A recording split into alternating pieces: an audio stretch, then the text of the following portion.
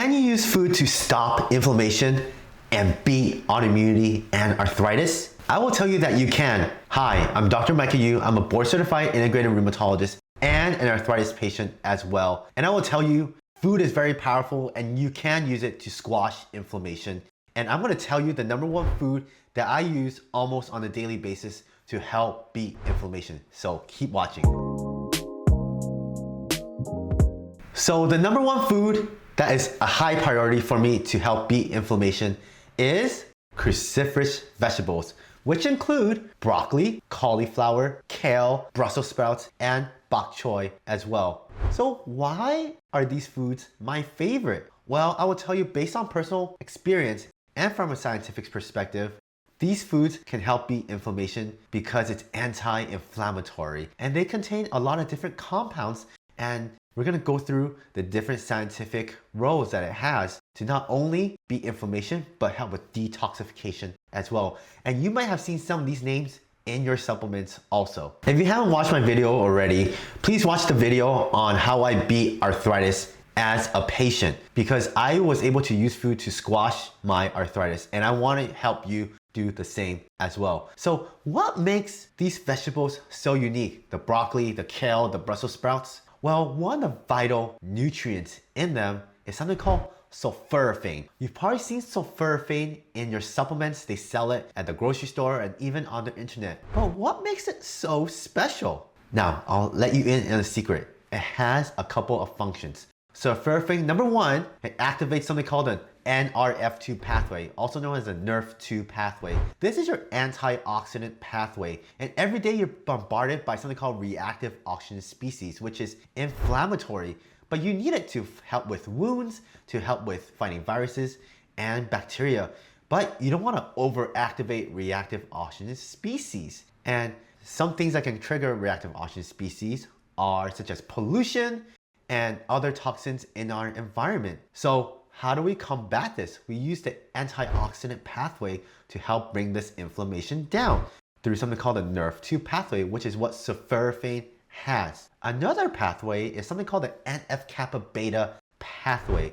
The NF-kappa beta pathway stimulates inflammation in the body. So what does the sulforaphane do? Well, it also brings down the NF-kappa beta pathway. So that's anti-inflammatory. Also, you probably heard of the word detoxification a lot. Well, did you know that the liver is one of the major organs for detoxification?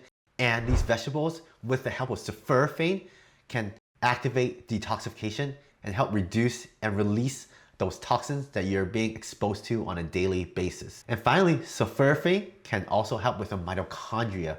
Your mitochondria is a powerhouse of your cells. That's where energy is made. So if you're very fatigued or you have a lot of inflammation, it could be due to the mitochondrial health being damaged. So sulforaphane also helps with that as well. Another cool aspect of these cruciferous vegetables is that it contains something called Indo-3. And Indo-3, you can find it in supplements also. What's cool about it is that it can help break down excess estrogen, and also it's anti-inflammatory as well. So you don't want to miss out on Indo-3, which is one of the benefits when you eat these vegetables in its whole form. We've gone through 2 major benefits, which is the Indo-3 and the sulforaphane so far. Another benefit is that it can help boost glutathione.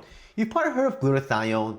They give IV drips of glutathione. Your doctor probably prescribed it for you as a supplement. I prescribe a lot of glutathione for my patients and I take it myself. What I love about glutathione is that it is an antioxidant and it's anti-inflammatory. So when you eat these vegetables, you're getting glutathione. And glutathione also helps with detoxification and bringing down inflammation. So glutathione is a must if you have a chronic inflammatory disease, such as autoimmunity and arthritis. And also, glutathione does get used up when you're encountering pollution and other toxins, because glutathione is used to fight those very toxins. So that's another benefit of eating these amazing cruciferous vegetables. The biggest reason why I love these cruciferous vegetables are the fact that they contain fiber. You need fiber to be less constipated, but did you know that you also need fiber to help fight inflammation? So when you eat fiber, it creates something called short-chain fatty acids, which has been proven in science to help fight inflammation, to build up the gut lining of the wall, and to also promote something called T regulatory cells, which is anti-inflammatory also. So you definitely don't want to miss out on fiber. And a plus is you won't get constipated if you eat a lot of fiber. Well, I won't say you won't. I will say there's less risk of getting constipated if you eat more fiber. Some of you eat a lot of fiber and still are constipated, so there are other reasons for the constipation. But overall, fiber is anti-inflammatory and it's very beneficial to helping beat inflammation, reduce weight, and also reduce metabolic syndrome as well. So you must be asking me, Dr. Yu, what's the best way to eat these vegetables? Well, let me tell you a secret. The best way is to eat them raw. You know why? It's because you retain the most nutrients when you eat them raw, meaning don't cook them. However, some of these you have to cook, like the Brussels sprouts, you gotta cook them. I've never eaten Brussels sprouts raw. The kale you can eat raw. I don't think I've eaten raw cauliflower, but the broccoli you can. So if you have to cook them, the second best way of eating them is to steam them. When you steam them, science has proven that you retain most of the nutrients when you do steam them. I would highly recommend that you not fry them, that you don't cook them in high heat, because most of the nutrients will be gone if you do that. And another secret with these vegetables is that if you cut it and leave it for around 10 minutes or 20 minutes just sitting there, it will release some of the nutrients to come out even more, because it allows the enzymes to break these nutrients down for you to be able to digest them.